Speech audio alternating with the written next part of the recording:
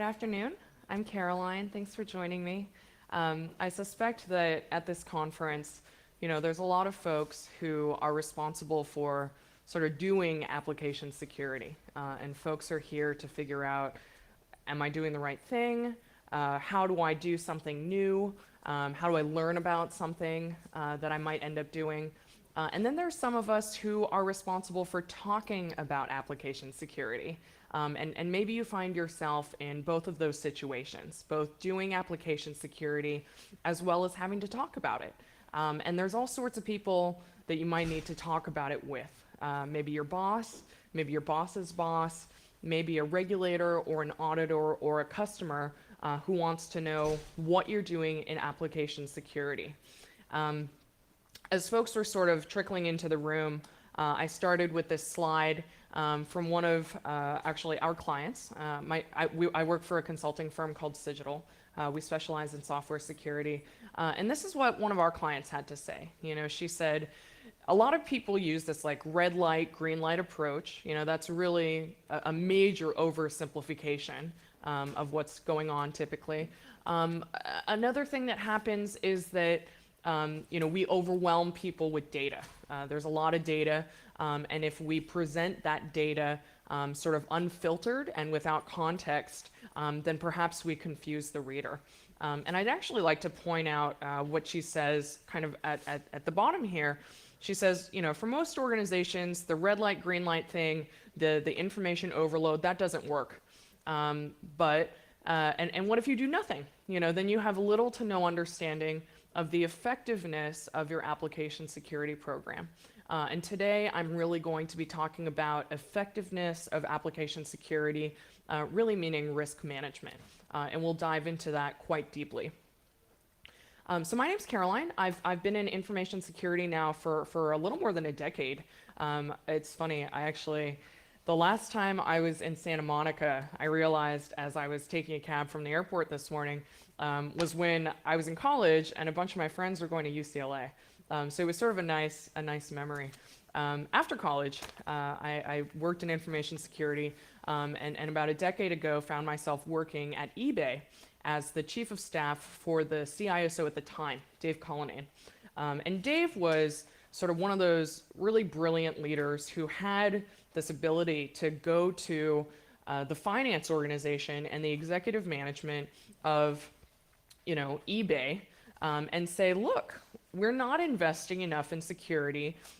We have this platform where strangers transact on the internet. Security is a really big deal, and you guys aren't putting enough money into it. And they listened to him, and they gave him a bunch of money, and they gave him the opportunity to hire a bunch of headcount. And he turned to me, and he said, Caroline, now that we've got the people, and now that we've got the technology, and we've got the projects in place, now what we need is the metrics to ensure ongoing investment in the program. He said executives don't understand security. It's not their job to understand security. It's our job to understand security and tell them what they need to know. And he said, I need them to understand that this is not a one-time thing. So that's kind of where my particular interest in the subject started.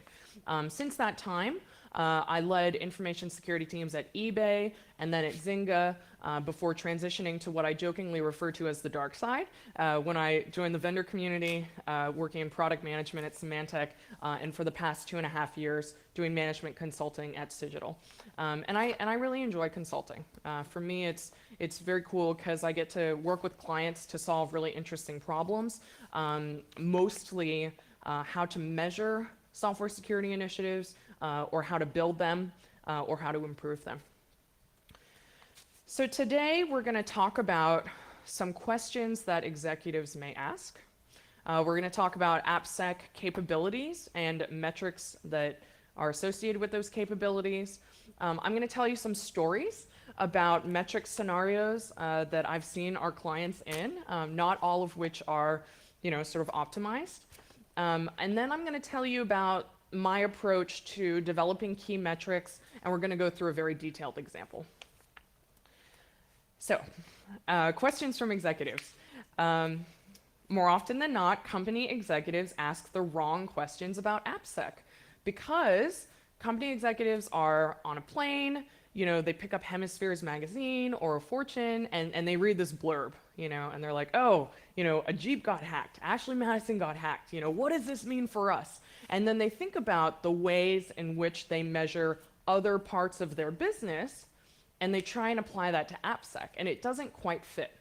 So, if an executive said to you, how does our bug count compare to that of our competitors? That might not only be a difficult question to answer, but perhaps the folks in this room know that that's really the wrong question to ask. But how awkward is it to sit in front of potentially your CEO, maybe your vice president of risk, somebody who's kind of a big deal in the company, and say, that's not the right question to ask. But it is, and the reason is because, as we know, my app is probably different from my competitor's app. Maybe it's written in a different language, maybe it sits on a different technology stack, maybe we have very different philosophies when it comes to the use of free and open source software.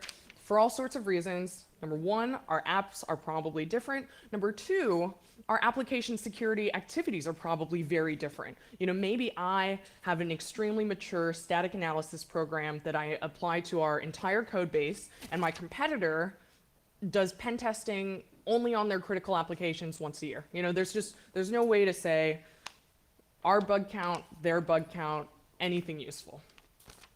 Another question that an exec asks, because they don't know, and again, it's not their job to know, might be, what's our mean time to recover from a security incident? And maybe the intent is, maybe we can make that better. And we all want to recover from security incidents better, but probably if you have an incident response plan in place, if you know who to call for what kind of scenario, and maybe you're doing tabletop exercises to practice various types of incidents, beyond that, the incident is beyond your control. And so this is just, it's something you don't have control over it. There's not going to be any consistency in gathering this type of data. So, what about when they're asking some of the right questions? We've invested so much money into the AppSec program. What's the impact on our risk posture? What value are we getting out of the dollars spent? These are actually really legit questions to ask, but they're not easy to answer. And so today I want to talk about an approach to answering these types of questions. Depending on how you're feeling, this could be like a I talk to you kind of talk, or this could be like a we talk to each other kind of talk. And it's completely up to you, because I have signed up to talk. If you want, I'm curious to know what kinds of questions folks might be getting from their executives, that might be easy or hard to answer. Anybody talking to executives and want to share? Talking to regulators, want to share? Yes? Are we vulnerable to Heartbleed? Maybe because they read about it in the news, maybe because their CIO buddy is worried about Heartbleed. What are you doing about Heartbleed? Which, of course, we know, sorry, I didn't mean to, I want to talk to you next, which, of course, we know is software, application security is not just Heartbleed. There's so much more about it. Yes? On a scale of 1 to 10, how secure are we? Yeah, because I mean, so this is interesting, maybe. My sister is a pediatrician, and I am the new mom of a 10-month-old baby girl. And so when something happens, I will say to my sister, on a scale of 1 to 10, how worried do I need to be? And it's kind of the same thing, but maybe not. There's a more detailed conversation that needs to take place. And maybe you give an answer, but then what? You're like, well, we're a 3 out of 10. And they're like, well, why? Why is that? So how does the rest of the conversation go? Cool. Any other questions from executives that might or might not be the right ones? That's why we keep getting the same type of issues. Why does the same thing keep happening to us again and again? And again, some of that's in our control, some of it's not. How much money do we need to spend to be 100% secure? 100% secure, that's a thing. Not really at all. So, there's a lot of opportunity for education. And it's unreasonable for us to expect that our executives understand application security. That's not their job, that's our job. But they do trust us, we hope, to help educate them and to do the right thing. Thank you all for sharing. It'll be like one of those we talk kind of sessions. So why do you need metrics? Why would you consider doing metrics? Executives want to know, bottom line, they want to know about risk management. And today's talk is all about how do you talk to them about AppSec and risk management. The easy way, the simple way, perhaps, one simple way, is to say, look, good software helps our business. Bad software hurts our business. And if we can try and do things to make software good and prevent software from being bad, that's risk management. And that's actually a really good place to start. But then what? How do we know we're doing the right things? How do we know if we're not doing enough?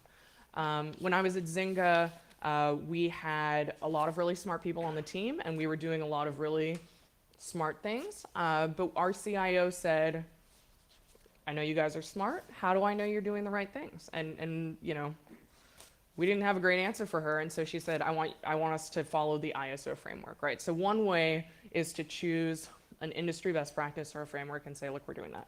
That's not what I'm here to talk about. What I'm here to talk about is starting with risk management objectives. So if risk management for application security has to do with making software good and not bad, there's a lot that comes underneath it. And I actually have like a 20-point thing that we're going to get to later in the slide that we're going to go through. But maybe you start out with saying, hey, exec, here are some of our risk management objectives that are more detailed than we want to make good software, bad software is bad. Then we can think about those risk management objectives and we can ask questions about how do we get there. And finally, we can answer those questions with data based on whatever it is that we're doing, or maybe based on what we plan to be doing in the future. And maybe we could even use this to help us plan what we're going to do in the future. So we're going to do some vocabulary. Measurement versus metric, what's the difference? Eric Basie, who did software security at EMC, said, well, metric is, you know, what they do in Europe. Here we measure things in inches, so haha. A measurement is a value, right? It's probably like 70 degrees. I had 1 cup of coffee this morning, which was not enough. A metric is the aggregation of one or more measurements. A lot of metrics are going to be ratios to create a piece of business intelligence. So a metric should answer a question, a metric should support a decision, and a metric probably has some environmental context. Otherwise, what's the point? So here's where we could talk about metrics if you guys want. Is anyone interested in sharing the types of metrics that they use today, if there are any? Number of bugs found. Yep, number of bugs found.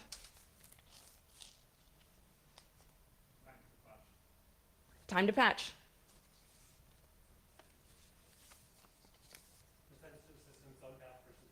Yep, percentage of systems unpatched versus patched. These are all good numbers to be collecting. And the last one is even kind of a ratio. Percentage of developers that went through security training. Percentage of developers went through security training. Percentage, that's a ratio. Cool, thank you guys. Harder question, maybe. What types of questions and decisions do these measurements help to support? Further training slash what manager actually focusing on pushing. Yep. What do we do next? How do we expand our training coverage? What are you going to give me more money to do next year? Cool, thank you guys. So there's lots of different phases to doing metrics. First, you have to figure out what they're going to be. You have to define what they are, and then you get some data. Maybe you put it in a dashboard, and then you talk to people about it. Today, we're really only talking about this first part. I think it's really important to get the first part right and to figure out how do you define your metric. The rest of it, there's all sorts of interesting things about phase 2 and phase 3, but today we're talking about phase 1. So this is a slide that I put together, and it's just, you know, a way that people grow in AppSec. A lot of folks start out looking for and finding defects. Maybe they evolve to a point where they require that you do some defect discovery. Maybe certain types of defect discovery are required at different times under different situations. You know, for example, high-risk apps need to have more defect discovery. Low-risk apps, you know, need to have less. Maybe certain types of defect discovery need to happen on a periodic basis, whether that be quarterly or a year, or once every 3 years. You know, some organizations, once they're looking for stuff, finding it, requiring that you look for stuff and find it, you know, get to a point where they're fixing it. I think a lot of us in this room know that those are not always, it's not always a fair assumption to say that just because we're looking for problems, we're also fixing them.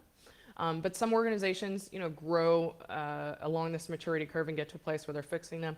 And then finally, you know, some people are preventing defects. And this is not necessarily like this is the way or this is the one way, but these are some ways in which application security programs grow.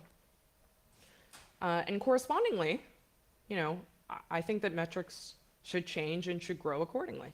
So if you're looking for defects, you know, maybe it's interesting to say, well, how many of our development teams are participating in whatever sort of defect discovery? How much coverage do we have? You know, later when you're requiring it of people, you know, who's meeting our requirements? You know, if we have requirements around fixes, you know, maybe you have, you know, remediation timeframes that are associated with severity of defects.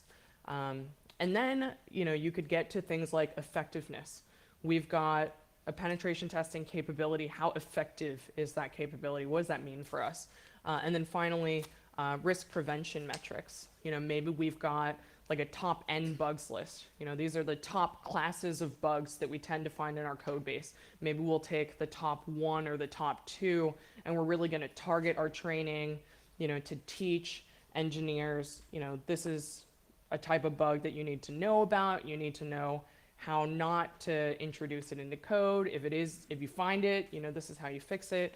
And maybe you even do things like build, you know, custom static analysis rules to find it automatically with tools.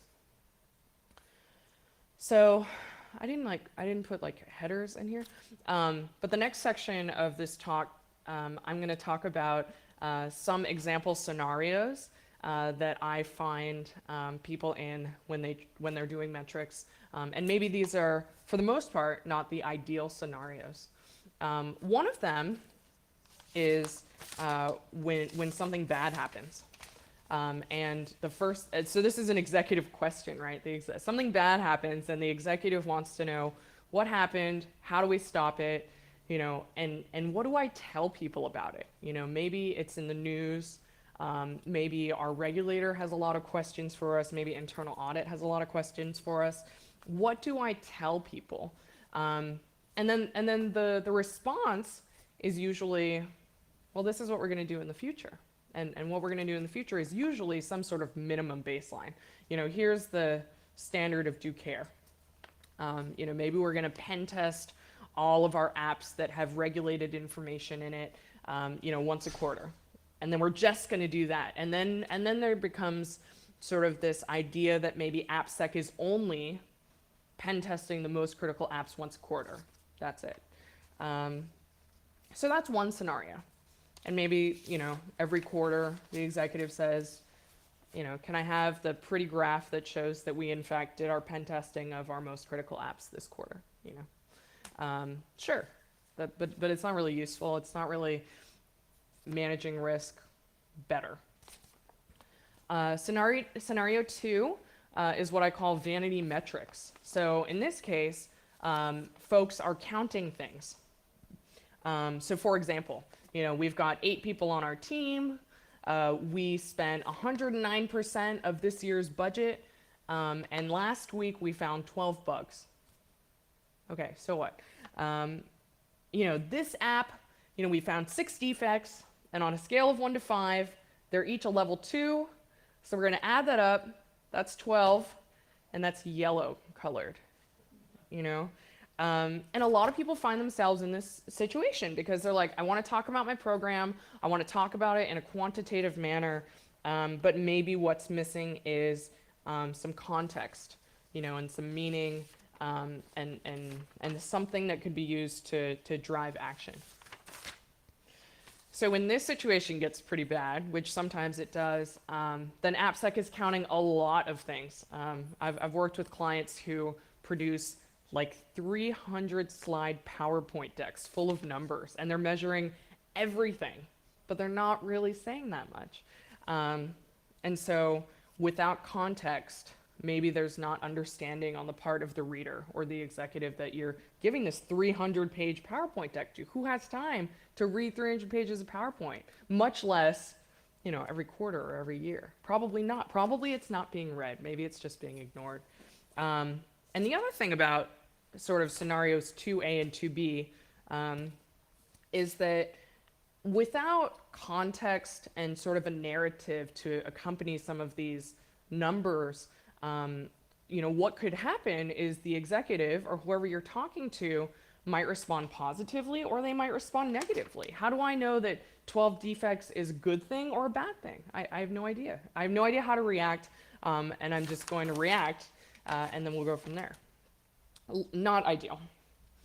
And then, maybe this goes on for long enough that you get to a point where, AppSec is talking about stuff and it's just being totally tuned out. I've worked with clients who say, we've got metrics, and we're talking to people about it. We're giving it to our executive risk committee and we're giving it to internal audit, and we'd like you to come in and take a look at our metrics and give us some advice. One of the things that I like to do is go talk to internal audit and go talk to the executive risk committee and say, so what kind of metrics are you getting from AppSec? And they're like, metrics? We're not getting metrics. And AppSec is like, we send them this report every week. It's in their email, but they're not reading it. Or maybe, in a not great scenario, which actually happened to my client who had that quote on the first page, maybe they just stopped attending your meetings and they just don't show up because they're like, why would I go to this meeting? I have no idea, I don't know what they're saying. It doesn't make sense to me. And then finally, maybe if you are being effective at doing metrics, there's an opportunity to go to executives and say, look, here's our plan. Here's our progress against that plan. I'm going to let you know if there are any issues or any risks. Hey, we found 9 critical bugs this month. That was expected because we just rolled out a new defect discovery capability. We consider that to be acceptable because the bugs were found in development and not in production. And remediation tasks have been assigned, and it looks like all the bugs are going to be fixed within the recommended time. So we found 9 critical bugs, but we're letting you know that we have a plan. And that was a good thing that we found them in the first place. So, sort of in the beginning of this talk, I talked about risk management. Risk management is about making good software because good software makes better business, and avoiding bad software because bad software hurts the business. And so how do we get to more detailed than good software good, bad software bad? So we've thought about this a lot. And so we have like 20 or so risk management objectives that I want to share with you. The way that I think about metrics, the way that Cigital thinks about metrics is to start with these objectives, and then to look at, okay, well, what are we doing, against those objectives, and then use that to say, well, here are some metrics. Okay, so we talked about this already. So some objectives, and on this slide we've got 6 objectives. So you could go to your exec and maybe you care about all these 6, maybe you don't, but here's 6 that you can pick from and talk to. That's more detailed than good software good, bad software bad. So maybe you can go to your executive and say, look, we are not appropriately managing AppSec risk if we are not doing the following things. And this particular slide is all about visibility into the portfolio, because most organizations have more than one app. Most organizations have more than one piece of software. And for the AppSec people, you know, sometimes there's this focus on like, okay, critical apps, high-risk apps. What about all the rest of the apps? Or maybe there's just one more app. But if there are apps that we're not doing anything to from a software security perspective, maybe that's something to be concerned about.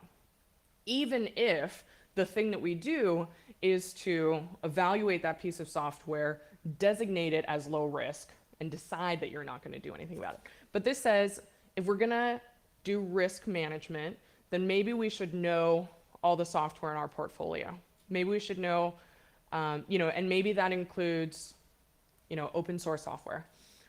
Maybe we should be able to enumerate our applications in our databases, and maybe that includes knowing where all the sensitive information is stored or processed. Maybe we should make sure that we know what the appropriate security posture is for every application. Maybe we should, for every software asset, have a risk ranking assigned. For every software project, have an impact rating assigned. For every software security defect, have a severity rating assigned. For every data asset, have a classification assigned. Maybe we need to be managing risk across the entire portfolio and not just this tiny part of our portfolio that's the critical apps, so that we can provide a complete risk picture to executive management. And I'm not saying that if you're not doing this, you're not doing your job. Application security is this thing that grows and it matures, but maybe this is something that we can strive to. Because if we're talking about a risk management objective, then maybe we can set that bar quite high and then put together a plan to get there. The next set of risk management objectives have to do with a secure software development lifecycle. So maybe every project goes through this secure software development lifecycle. Maybe we're making sure that we're doing appropriate levels of defect discovery, and that, you know, appropriate is sort of this term that allows you to not have to do everything to everything, but you can apply various controls in a risk-based manner. You want to make sure that your defects are documented and that they're fixed, and that variances, any exceptions to remediating defects, are documented and tracked. We'd like to tune our secure SDLC so that we're not pissing off engineering and so that we're going as fast as engineering needs us to go.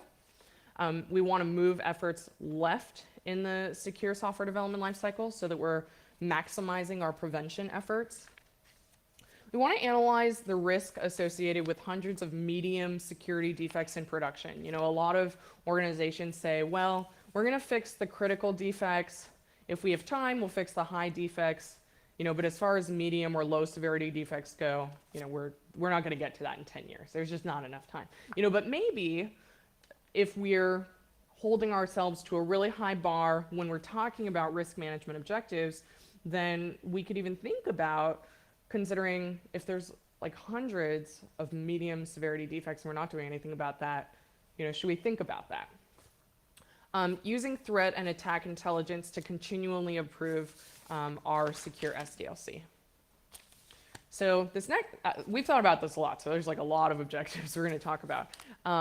This next set has to do with policies, standards, and outreach. So what's sort of expected behavior? How do we talk to people internally about what we're doing? We may not be appropriately managing the risk if we don't have policies and standards, if we're not incorporating every stakeholder in the software security strategy. So maybe we're not just talking about developers, maybe we're talking about QA folks, architects, project managers, business analysts, you know, IT folks who are deploying the software environments that our application is going to sit on.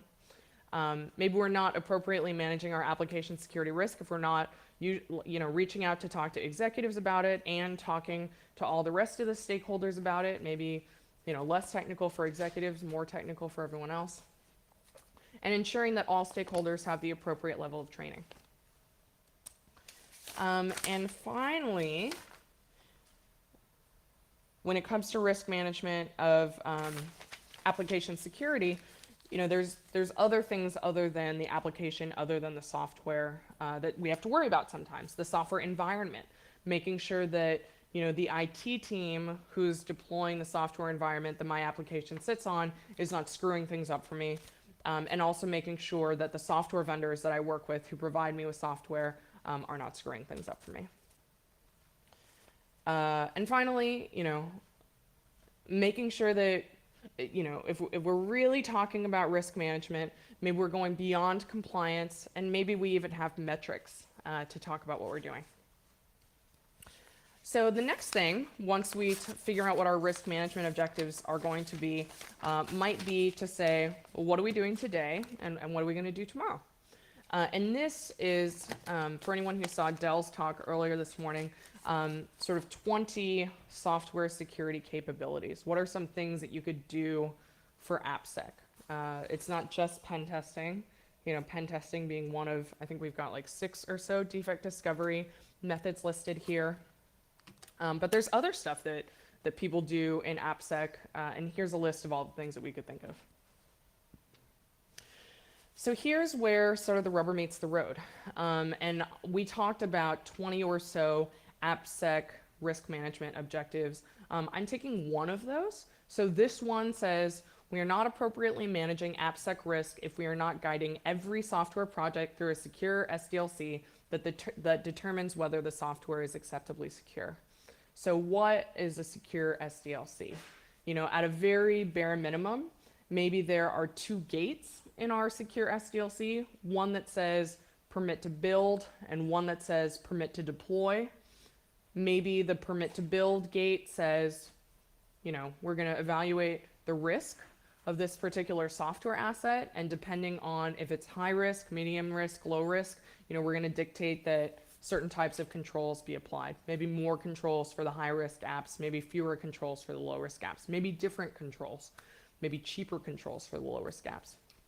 And then you've got your permit to deploy gate that says, well, if you did some threat modeling or some architecture risk analysis and you identified some flaws, did you actually fix those? We want to check that before we go live.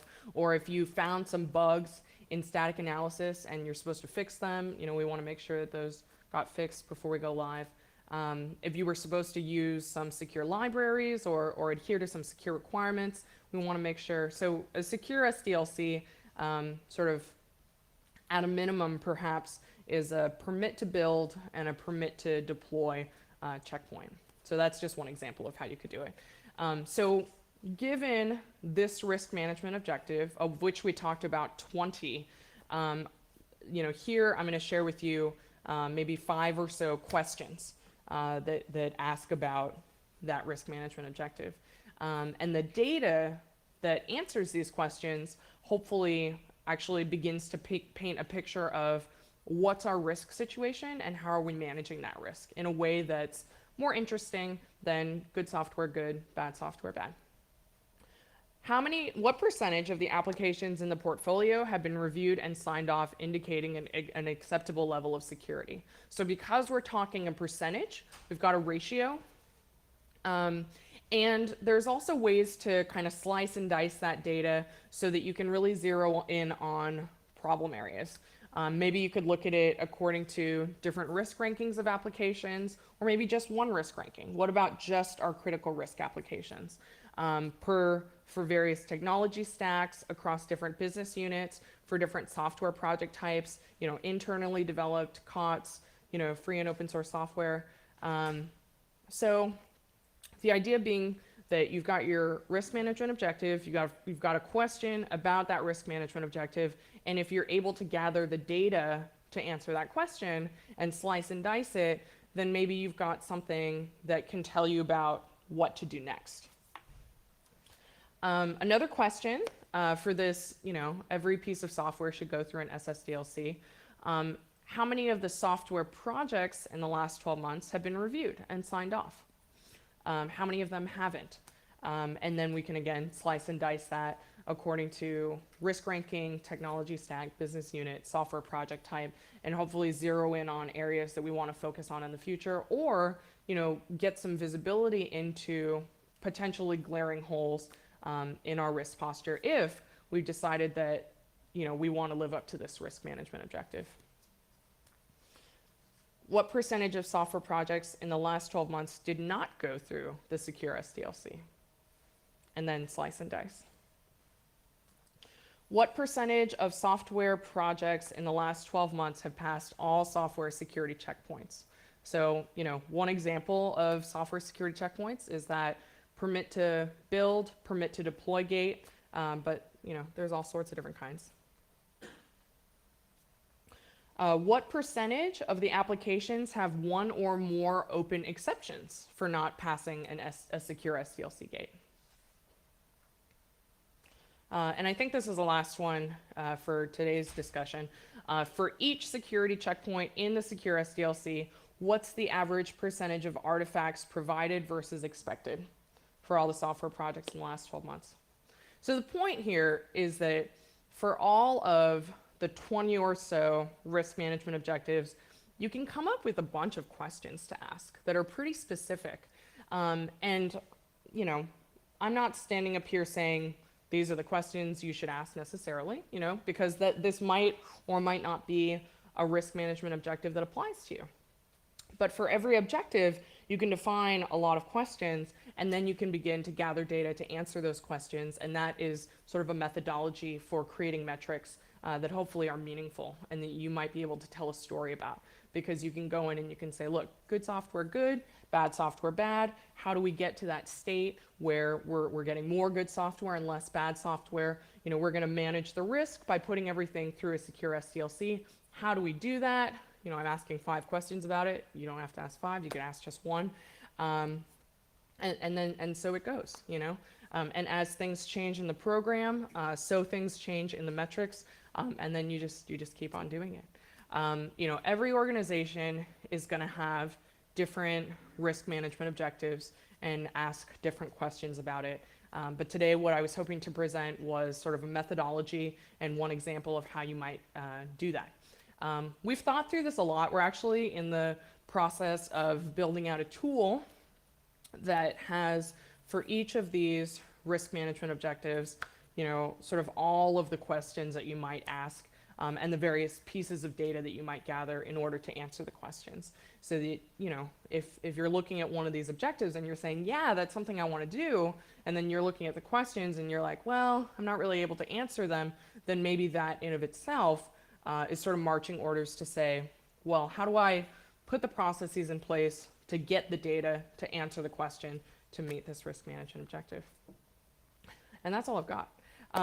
It's 40 after the hour, so we've got 10 minutes for Q&A if folks have anything that they want to talk about.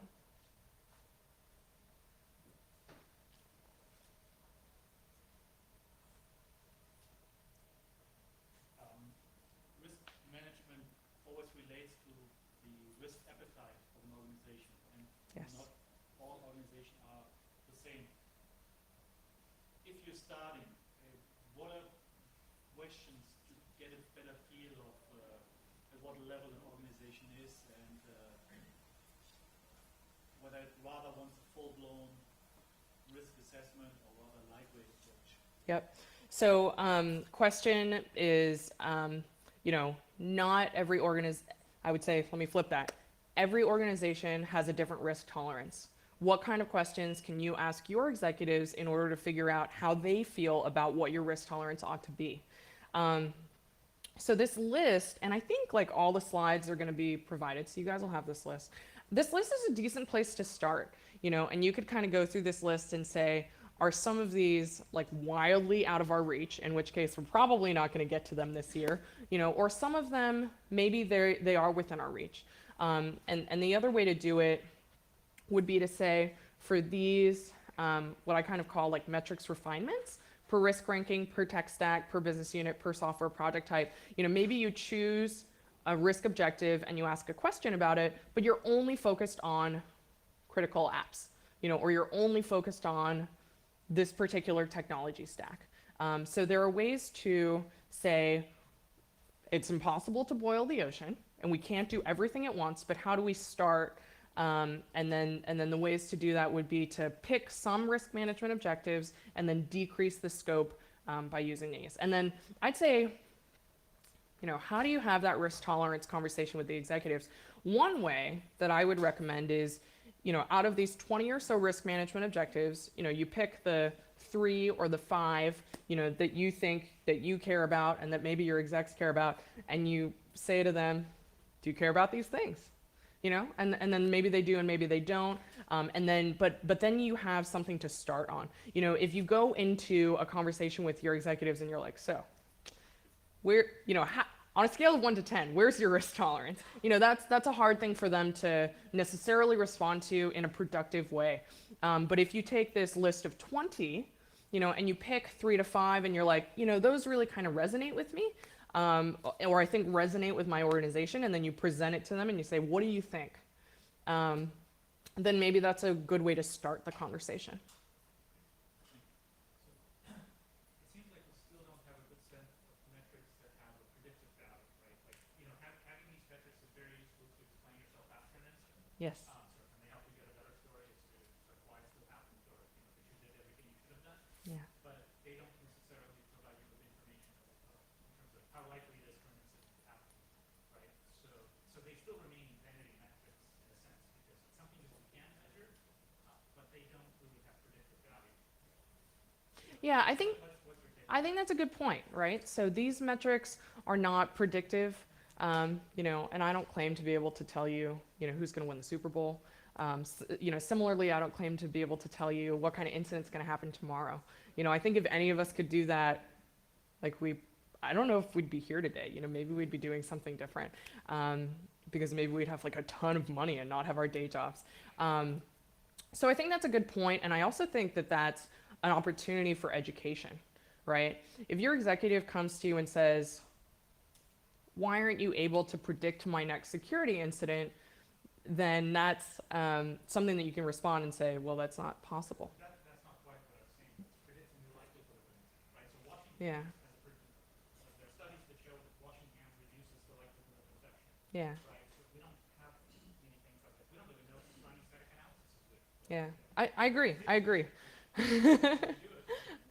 I think, yeah, there's other industries like insurance or finance, and they have all of these quantitative models, and they're like, we know that 1 out of 20 drivers is going to do this dumb thing, and that's why we charge this much for insurance. I think we're not that mature yet, but I also think we're not completely dumb, right? So there's lots of different ways to do that, and I would actually go to our slide about various activities. I think at a really high level, it's proper to say that if you have controls in place versus if you don't have controls in place, if you have controls in place and those controls are good, you're probably in a better place than if you had 0 controls. So there's a coverage thing, and there's a coverage thing, breadth-wise. So you could look at this page and you could say, I have a secure SDLC with gates. I don't have a satellite. I don't have metrics. I don't do portfolio management. Well, I do this. I don't do that. There are these gap analyses approaches to say, do I have controls coverage? Another way to do it is to say, maybe I take a threat and attack intelligence way of looking at it, and I'm brainstorming different ways in which I could be attacked. Maybe I'm looking at companies that are like my company, and I say, well, who got attacked last week, and how did that happen to them, and am I protected in that way? So I think we're not totally dumb about predicting if you have no security controls in place, you're likely to get attacked more than if you have some in place. But the funny flip side for us is if you're not looking, maybe you don't know. So sometimes, we meet with clients, and as part of BSIM or whatever sort of interview data gathering thing we're doing, we say, so how does a software security incident work for you? And they say to us, we've never had a software security incident. And we're like, okay, well, maybe you don't have detective controls in place to know that you're being attacked, because probably you are. So there's this funny thing where we also don't know where we don't know. I don't have a good answer for you. unfortunately. But I do think it's a good question because it's a really interesting question. And I think if we could get there, that'd be really cool. But we don't, as an industry, have the data yet. We're not mature yet to that point, I think. I think if we wanted to get there, and maybe OWASP is a cool platform for talking about something like this, you know, maybe there's an opportunity to say, well, if we all collected the same kind of metrics and then we put our data in a place, you know, then we'd have something. So there's an organization, CIS, the Center for Internet Security, and they're the ones who do those host hardening standards. And maybe like 5-6 years ago, they tried to do that actually. They said, hey, we're gonna develop, you know, we're gonna talk to like 70 people who think information security metrics are interesting and know something about it, and we're gonna put together these like 10 or so information security metrics. And they did, and it's available. You can Google CIS consensus metrics definitions, and there's a group of people, myself included, who tried to do that. And the idea was that if we could get, you know, all the organizations to gather these metrics, then maybe we could get to a point where they were all putting them in a place, and then we could build these types of data sets. But no one was interested, and I think the reason no one was interested was because these 10 metrics didn't apply to everyone, not at where they were, you know, for their particular maturity or what they were focusing on. So we're just not there yet. We're new, you know, like how new is software, and how new is it that software is used for everything? You know, it's pretty new still. Whereas insurance has been around for like a really long time, and finance has been around for even longer than that. So you talk about insurance, right? So you can buy cybersecurity incident insurance. Yes. You get breached, and they will pay something. But there are so many so you should read the fine print, because there's like all these scenarios under which it doesn't apply. But yes. So they must have thought that they figured something out, because they had to have some quantitative models to try to determine. I bet they didn't. I bet they didn't. And so, or they just I'm, You can get out of paying too easily. yeah. I think it's kind of a con, to be honest. This is my personal take. I know, it's cool. I will stand behind my opinion, but it's my personal opinion. And I think some of us, we get too wrapped up in the academics and the statistical models. We can have some predictive based on inference. If you can show trends where all of a sudden you had 400 apps in your portfolio that had SQL injection upon logins, and you've reduced that, you know, by 50%, it's still not saying that you're not going to have one. We still can't figure out the time, but you can show measured progress and that we decreased the surface area for that drive-by. And so those are still helpful in discussing that with executives, in showing progress and showing the reason for the discipline behind it, even though it's not answering the specific question of when is it going to happen, how is it going to happen, what, you know, all of those other variables. Yeah. But there are some things that we can predict and discuss. Yeah, I think that's an excellent point. I think if you sort of, you know, reduce the scope of the question, you know, instead of saying like predict the next security incident, you know, say, well, here's one specific type of bug. You know, the way in which it occurs is discrete, and we can sort of manage that, and we can sort of manage the various things. You know, we can reduce the attack surface and so forth. I also think that in general, most application security organizations are not mature enough to where it's the best call to jump and try and do predictive metrics, when most likely there are not very basic metrics such as coverage metrics, participation metrics, things like defect density, things like here's a plan, are we acting on that plan, are we seeing any effectiveness from that plan. My personal opinion is that predictive metrics are like really far out on the maturity curve, and that I've seen very few organizations that are there. The insurance question is interesting. I'm pretty sure they have no data, and again, I will stand behind, I kind of think it's a con, because there are so many loopholes. I bet they like hardly ever pay out. I bet they hardly ever pay out. Any other questions? This is fun. It's 3:50, so you can go if you want to. Thank you guys. I really appreciate you being here.